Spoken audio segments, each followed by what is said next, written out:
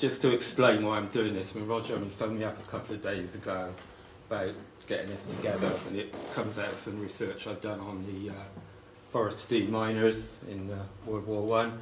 But it was a kind of, Roger phoned me up because there was a meeting last week with Adam Hochschild, and he gave quite a very, very good talk about World War I in 40 minutes. He did the whole World War I in 40 minutes. But as Barbara there put her hand up, who's from South Wales Valley mining family, put her hand up and said, "You haven't mentioned the working class." The whole talk was talking about, on both sides, from the anti-war side and the people who were pursuing the war programme, were from the upper classes. And you know, there's a lot of emphasis on war resistors as conscientious objectors, but I also put my hand out and said, look, well, there's only 20,000 conscientious objectors, and it struck me, you know, there was 2.5 million mainly working class men conscripted into the army. And why didn't they all just become conscientious objectors? It was that easy. I mean, it was tough being a conscientious objector. People died in prison, I know that, but the risk was far worse going to the front. So I thought I'd just have a look at what happened in the Forest of Dean and see, you know, trying to find out, you know, what was really going on, because there's an issue there, isn't there, really? This is a quote from, I expect you all know who honourable. I mean, he's probably about the only good, well, no, there's probably more than one, isn't there, good Labour MP, but he's from the Labour Party, but he's one of the few that I think we can be proud of. And that's him talking in January 1918 to a military tribunal, giving his reasons why he didn't want to be called up. Now, obviously, that didn't work. And he did get called up, but fortunately for him, he failed the medical, didn't have to go. But he was anti-war. He made his position really clear that, you know, the important thing was class struggle, and not, you know, not fighting a nationalist war. Right, Roger.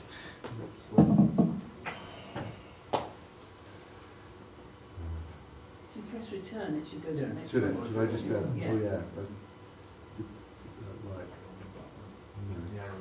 Right, I'll do that one if you can. Right, Brock Milman's written an excellent book on how the British government dealt with dissent during World War I, and there's two main themes. One was the anti-war movement, which was mainly led by intellectuals, and then there was the issue about organised labour. And he makes it clear that the government were quite happy dealing with the intellectuals in the anti-war movement, but what he was terrified of them, the possibility of them linking up with organised labour, and then, you know, then they would have a problem. So that was where the main emphasis on the on the pro-war government propaganda was, to keeping these two groups of people apart. Right, so we go on to looking at the Forest of Dean now. We've got a couple of people here from the Forest of Dean, so they would know where that is, and I don't suppose anyone else would. So, and again, look. And that's the kind of conditions that people were working in the pits in the forest at the time. Now, you might wonder why people would prefer to sign up with the army in 1914 with the possibility of the idea that the war would be over by Christmas. But they did manage to get some people to sign up, some miners, and possibly that was the reason, because that was where they had to work.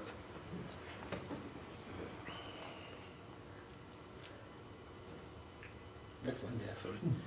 Right, so I was just trying to work through, I'll try and do this really quickly, work through the various themes here of how people were forced to go to the front. Because when I put my hand up and asked Adam Hochschild, I said, you know, do you realise that people were being arrested and sent to the front? And he just looked aghast, as if, well, that couldn't be, you know, because if all you've got to do is say you've got to be a conscientious objector and you wouldn't get sent. But I have to go through these. I'll go through these. I mean, the culture one is the sort of thing that we talked about, we saw about honourable. I mean, there's a whole difference in culture there. A lot of miners couldn't really claim to be conscientious objectors. They'd been involved in very violent and militant strikes leading up to the war. Locally, they would, if they were, the argument you had to use was quite often religious, and you'd be known in the community if you weren't a member of the church. So the church had a role as well. And we'll come on to one of the main factors which meant that people were sent to the front, and that was the role of the trade unions and the collaboration that they had, in particular the local miners' agent, Rodinson. Yeah. So this is a kind of hierarchy of the state apparatus that the miners had to deal with. You had the colliery recruiting courts, pit committees, military tribunals, arrest, and then you get brought in front of petty sessions and handed over to the military. So, yeah, next one. I'll explain all that in a minute. So, right, in 1914, this is before all that was set up. This is how some people ended up in the army. And really...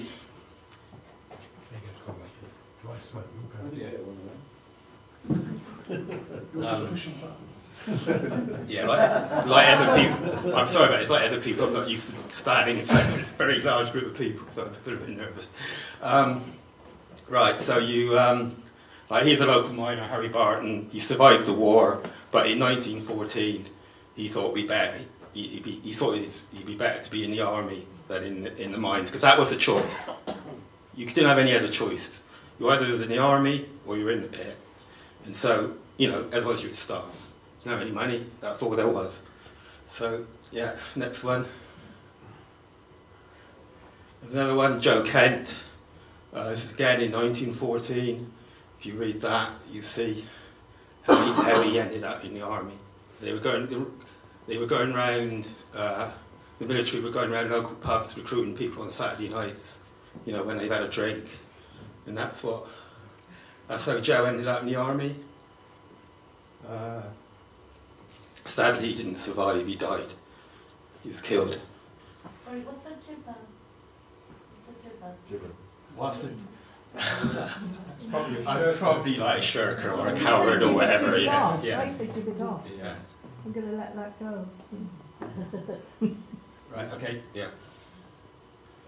So, in spring 1915, the government was very, very concerned about militancy in the pits. There was actually a strike in South Wales in 1915. 200,000 miners went on strike. So they tried to do a deal with the MFGB, where they did a deal that... was the MFGB? Oh, sorry, the Miners' Federation of Great Britain. That's a national union which became the NUM. So the agreement was basically that the MFGB locally would have control over, you know, when people were, the miners were being asked to work long extra hours, or asked to work between their holidays, you know, give up work Saturdays, and the miners' union was given the power to implement that policy. So already the unions have been brought into the state machine. Yeah, next, yeah. So initially, Smiley, who was the leader of the National Union, expressed opposition, and key workers like miners and munitions workers were exempted. And there, you know, when conscription was introduced in 1916, there was an immediate opposition from the No Conscription Fellowship. The problem was that a lot of the opposition was individualised, and the tactic was that people would appeal at the military tribunals, because they were brought in front of the military tribunals to try and appeal not to be sent to the front. And to do that, you had to have the backing of the local establishment, probably your employer, who would argue that you were needed at home. I mean, that was the main reason, really, you could probably get out of it. And usually, you get granted exemption for a short period of time. And some people were able to say there were conscientious objections on the grounds of religion. Yeah. So you had 2.3 million men were formally conscripted from 1916 onwards, but only 20,000 conscientious objectors. So you had all these military tribunals. If you look at any paper, any local paper from 1916 onwards, it's just full, just pages and pages of people appealing against conscription. Makes quite sad reading. People pleading poverty. You know, the son's the only breadwinner, and he's going to be, you know, but really the only way you could get out is if you really had the full backing of your employer. Otherwise, you know, you were signed on. Yeah.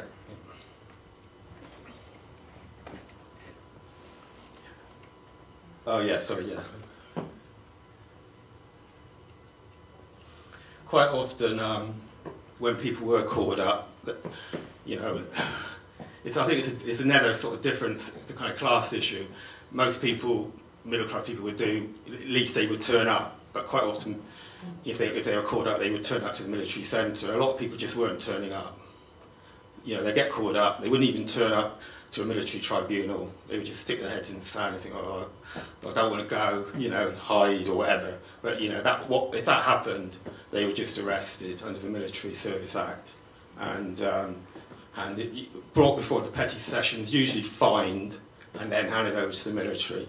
So basically you had a situation where people were being arrested and sent to the front, which is what the issue I tried to raise with Adam Hochschild, you know, last week. In the mines, because there were so many miners, I mean, there were a million miners in the country, and they needed to start recruiting miners because they were such, you know, they were considered to be good soldiers. They needed them for tunnelling and all sorts of reasons like that. So they introduced these colliery recruiting courts to decide which miners should go. So basically, these colliery recruiting courts would decide whether or not you're going to be sent to the front or not. Now, if you got chosen by the colliery recruiting corps, you went to a military tribunal and tried to appeal, say you're a conscientious objector or whatever, they would say, sorry, we have to accept what the colliery recruiting corps said. And the colliery recruiting corps was made up of Rowlandson, who was the local miners' agent, who was pro-war, and the employers. So if you didn't get the backing, if you'd fallen out with your employer, like lots of people had, and you'd fallen out with Rowlandson, which in the forest lots of people had, you had nowhere to go. No one appealed to. There was no one around the church. No one would look after you. You're going to be sent to the front. And this was particularly, the issue of absenteeism became quite an issue. People were working really long hours, you know, 6 days a week. And mining is really hard work, and traditionally people had taken days off to recover. There's lots of sort of minor injuries and stuff. But they were running out of coal, so the government was really pushing the union to get people working. So the issue of absenteeism became quite an issue, and they were using the union to get people not to take days off. They were referred to as habitual slackers. So here we have, again, the government asking the union to get these habitual slackers to work. You know, these are people who might take one day a month off of work or whatever. So you've got a situation now where the union is being asked to directly be disciplining the workforce.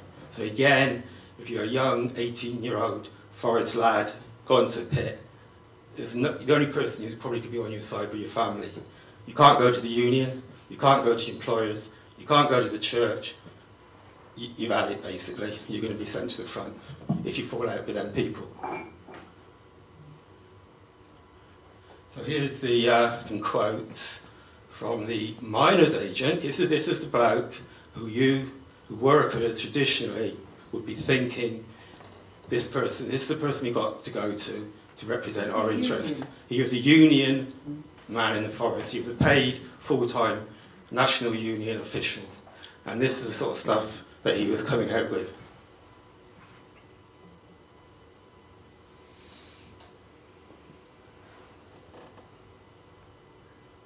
So, and you know, Rowlandson was on every committee he went to.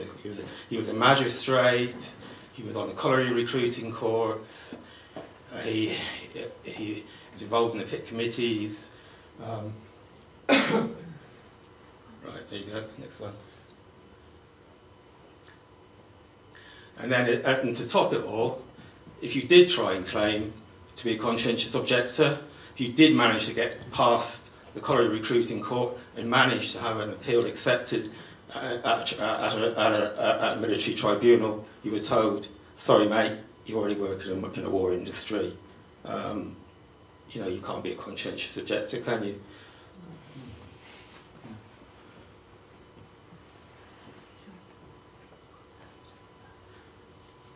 You have an example of Benjamin Ireland. He'd obviously fallen out with the local management. They wanted to get rid of him. He didn't have the backing of Rowlandson either. So, arrested, sent to the front. No chance of being a conscientious objector.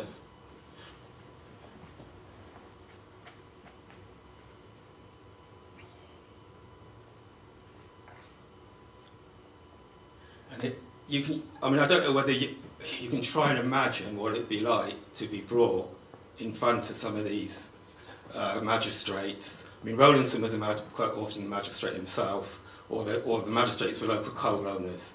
You're brought in, you know, you're a 17, 18-year-old person, and you have to try and appeal your case. You know why you shouldn't be sent. You know they're not going to accept any of the reasons you give, and so quite often, the reasons they gave were reasons like this. I'm not a scholar enough to answer that question. Off he went straight to the front,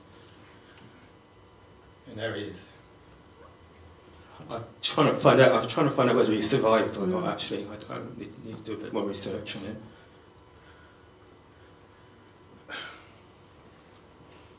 Occasionally, they did accept appeals on grounds of conscience, but you would not be given the opportunity to stay in the country.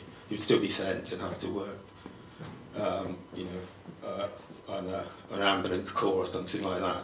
But this man was, a well-known religious person. He was part of the church. He could get backing from the local priest or vicar or minister or whatever to justify that. If you didn't have that, you wouldn't stand a chance.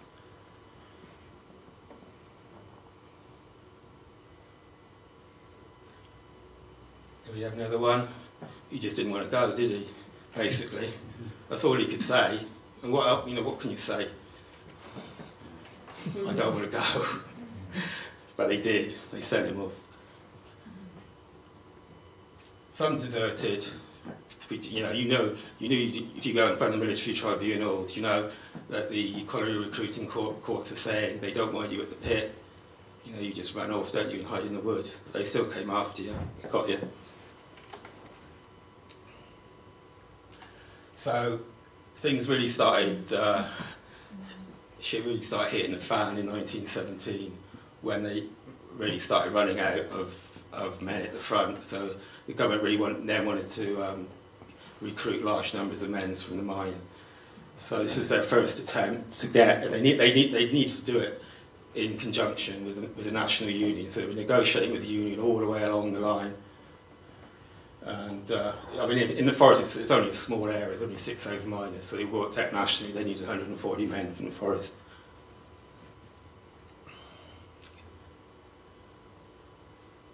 This is Rowlandson again. This is the miner's agent, the person you'd have thought would be looking after your interests.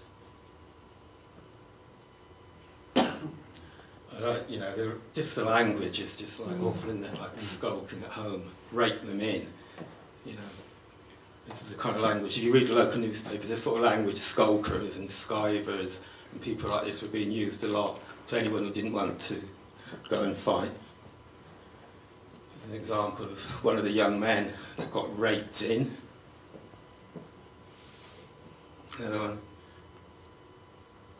Another one got raped in. Or killed. Killed, yeah.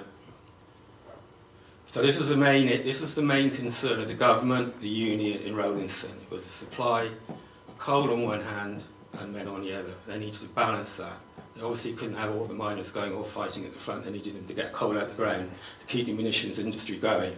So it was a balancing act between, you know, coal and men. All right, next one. Another young man died. So this is part of the negotiating process. It took about a year to get an agreement from the National Union, the Miners' Federation of Great Britain, to get them to, because it's a democratic union. So they were. The one thing I haven't talked about in this talk, by the way, which I'll talk about my pamphlet, is a massive level of resistance to all this. So you know, it's not all these people are not all victims. They were fighting back like mad. I haven't got time to go into all that, but if anyone is interested in finding out all about the huge resistance that went on against this, the whole collective resistance. It was collective resistance as opposed to sort of trying to do it individually through the military tribunals. It was massive, particularly in South Wales and the Forest of Dean. So yeah, they were the National Union were having to fight their own members all the way through this. And there was also this very divisive issue, which the government kept driving. That they were claiming that people who went into the mines after 1914 were doing it to save their skins. So they were trying to say, all right, we'll have those first, and that became quite a divisive issue.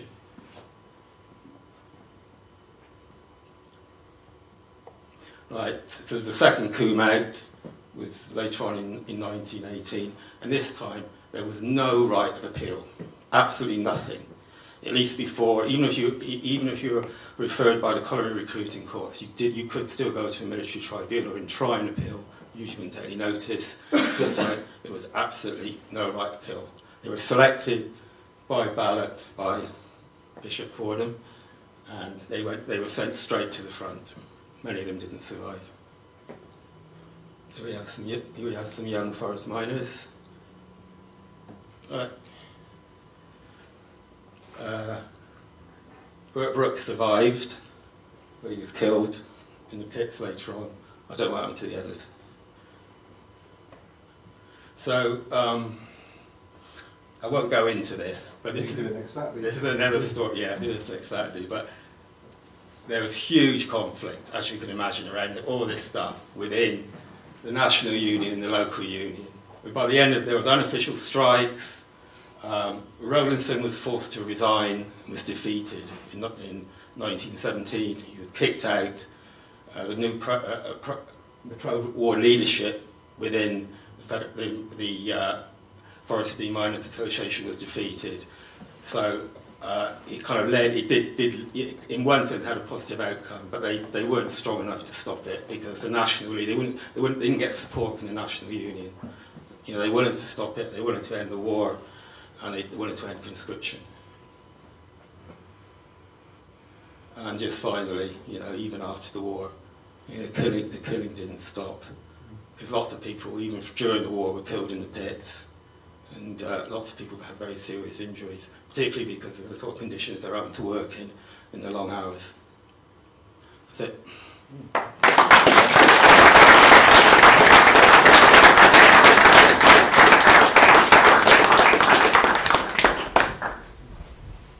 Oh, is that a question at the back, quick? Yeah, we can take the questions.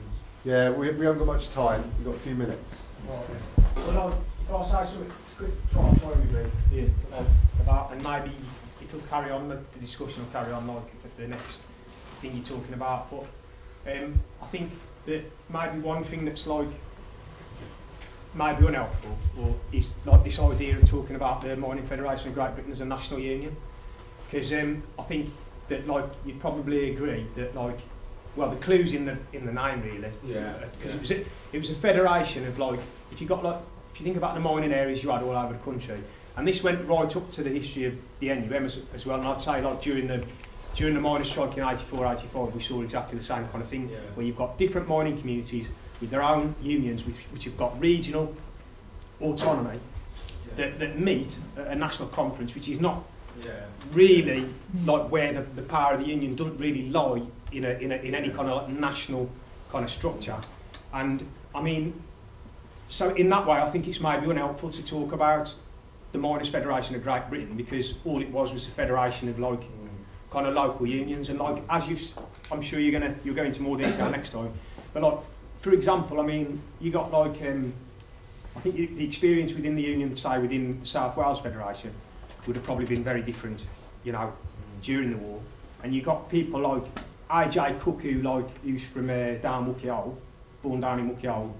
Eventually, like, you know, he spent the war in prison for his opposition to the war, and like within a couple of years of coming out, he was actually the general secretary of the South Wales Mining Federation, and he became the general secretary of that federated, like, you know, body you're talking about. So I think that like the impression you give is that the union, which is like one idea, collaborated along with all the other institutions in sort of driving people to war in the trenches. But I think that that's like a kind of a half truth in a way. Yeah. You know what I mean? Yeah. I mean, You particularly, know what I mean? in the forest, the union was stuck with Rowlandson as a miners' agent. Yeah. He was like a kind of czar in his own Yeah. area, and Yeah. I mean that's why they didn't have a very good union membership at first. They all joined. By the way, the union membership rapidly went up during the war because people realised one of the reasons they joined wasn't because they wanted to be in the union, they didn't really want to be part of Rowlandson's little empire. It was because they wanted to kick their heads down, do the right thing, and not to draw attention to themselves. Right, sorry, yeah. No, just following on from what you just said about the membership, one of the slides you showed early on about when the union did a deal with the employers in spring 15, you said something about the employers sort of doing a deal around unionisation. I was wondering whether that was the start of a closed shop or something approaching a closed shop. Is that what you meant by that? Well, they didn't get a closed shop, but they did get, part of the deal was that employers would sign people up into the union. Okay, but they it wasn't. Yeah. They weren't 100% successful in getting 100% membership. But that was, that was part of the deal that the managers would be recruiting so miners the into the union. the members. Okay, thanks. Yeah, so thank you for doing that, but I think it's really important, the point about this talk is to escape beyond the confines of looking at the conscientious objection as some kind of legalistic, these were the people who opposed the war, these are the people who didn't want to fight. Yeah, of course they were, but the point is there are many, many other ways people tried to avoid fighting in the First World War, which were just as valid in my opinion. The problem was that, of course, that the conditions for being a conscientious objector, as Ian has pointed out, were very much dependent on where you worked, what class you came from, and what support you had from institutions such as churches and powerful people.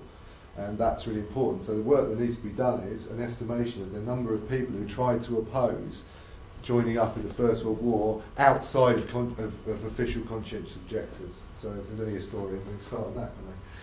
Because that's not been done, I don't think. So yeah, I just had a quick question, kind of linked to that. Actually, I was wondering when you were talking about deserters, Ian, whether we know how many people who opted to get out of that whole charade completely and go on the run.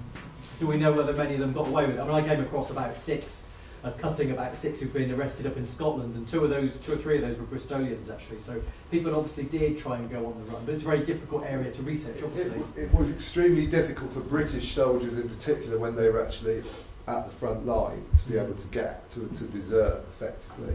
I think I mean at this end though. Oh, this end, yeah. A lot more when you're in France. It's very difficult, which is why surrender becomes much more profitable strategy for avoiding combat. Because when you surrender, you become a POW, and when you came back, you were in a prisoner exchange, you were a hero. And whereas if you deserted in France, it was very difficult to get back to Britain. But in Britain, yes, the desertion rate was about double in the First World War. Official desertion rate, it was about double what it was in the Second World War. You're talking about the guy in the woods, and he didn't get very far. Well, there were we don't know about the ones who maybe did. There were other cases. There was one bloke who deserted, and it's avoidance as well. We've got to be careful. There's desertion and avoidance, isn't there? Well, not actually in the army yet. This bloke deserted, and then I don't know how he survived. He survived 2 years in Britain, and then probably was starving or whatever, but he signed up in Colchester under another name because he probably just couldn't, you know, you're out living in the woods or whatever, you know, you're not necessarily part of these networks. I mean, there were networks of people, but if you're not part of those, in the Forest of Dean, there weren't any of the networks that people had if they were living in the big cities with the various... Yeah, so this bloke ended up signing on under a different name, went over to France and was killed within a month.